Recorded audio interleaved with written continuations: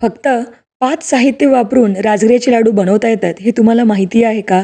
ना पाकाची कटकट, ना जास्त साहित्य.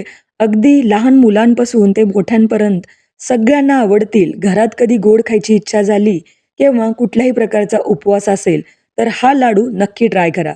तर चला अतिशय सोप्या पद्धतीने हा लाडू कसा बनवायचा ते पाहूया.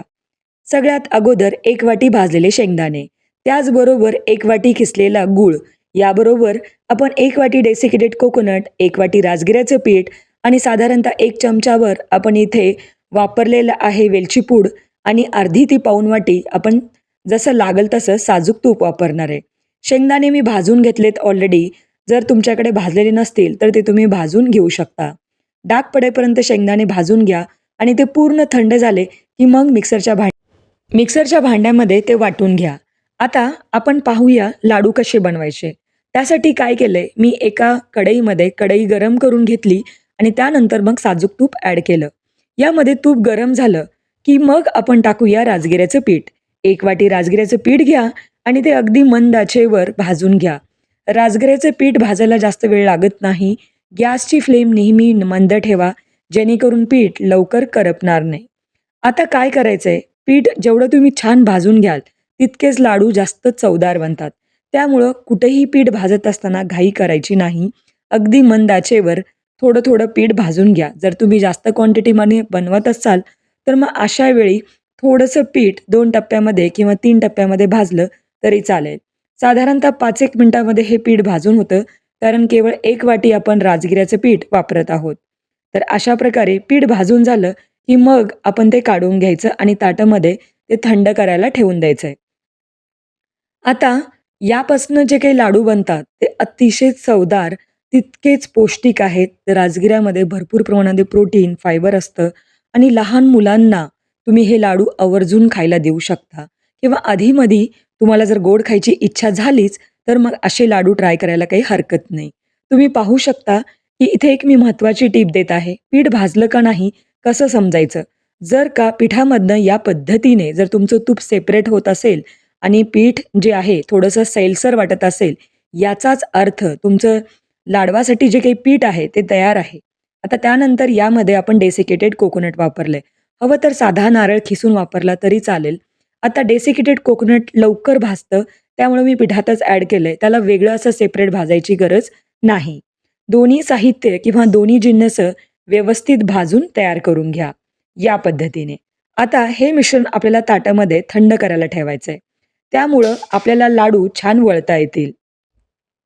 आता लाडू बनवण्यासाठी जी काही पद्धत आहे ती अतिशय सोप्या पद्धतीने मी तुम्हाला करून दाखवलेली आहे. जेणेकरून तुम्हाला कधीही कुठल्याही प्रकारची अडचण येणार नाही. जर पहिल्या प्रयत्नामध्ये तुम्ही लाडू ट्राय करत असाल, तर ते सुद्धा अगदी छानच बनणार आहेत. तर लाडवाचं जे काही मिश्रण आहे ते थंड झालेलं आहे. तुम्ही पाहू शकता हाताला कुठल्याही प्रकारचा चटका वगैरे बसत नाहीये.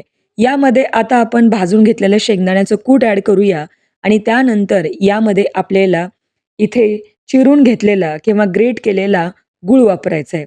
तर गुळाची क्वांटिटी तुम्ही थोडी कमी जास्त वापरू शकता. जेवढं तुम्हाला गोड आवडत असेल त्या पद्धतीने तुम्ही थोडंसं कमी जास्त केलं तरी चालेल. इथे आपण काय केलेलं आहे, साधारणतः 1 चमचाभर साखरयुक्त वेलची पूड घेतली आहे. त्यामुळे छान लाडवाला एक चव येते किंवा अगदी सुगंधी मस्त येतो.